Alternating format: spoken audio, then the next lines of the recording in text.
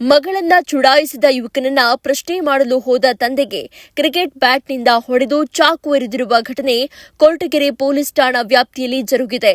ಶಾಲೆ ಮುಗಿಸಿಕೊಂಡು ಮನೆಗೆ ಹೋಗ್ತಾ ಇದ್ದ ವಿದ್ಯಾರ್ಥಿನಿಯನ್ನ ಪುಂಡ ಯುವಕ ಚುಡಾಯಿಸಿದ್ದ.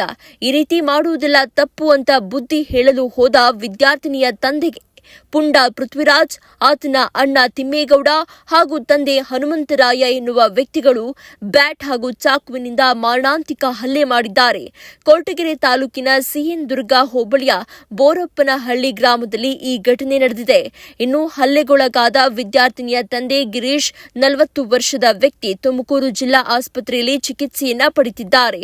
ಘಟನಾ ಸ್ಥಳಕ್ಕೆ ಕೊರಟಗೆರೆ ಪೊಲೀಸ್ ಠಾಣಾ ಸರ್ಕಲ್ ಇನ್ಸ್ಪೆಕ್ಟರ್ ಅನಿಲ್ ಹಾಗೂ ಸಬ್ ಇನ್ಸ್ಪೆಕ್ಟರ್ ತೀರ್ಥೇಶ್ ಮತ್ತು ತಂಡ ಭೇಟಿ ನೀಡಿ ಘಟನೆಯ ಸಂಪೂರ್ಣ ಮಾಹಿತಿ ಪಡೆದಿದ್ದಾರೆ.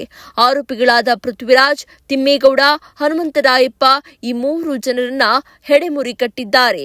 ಘಟನೆಗೆ ಸಂಬಂಧಪಟ್ಟಂತೆ ಕೊರಟಗೆರೆ ಪೊಲೀಸ್ ಠಾಣೆಯಲ್ಲಿ ಪ್ರಕರಣ ದಾಖಲಾಗಿದೆ.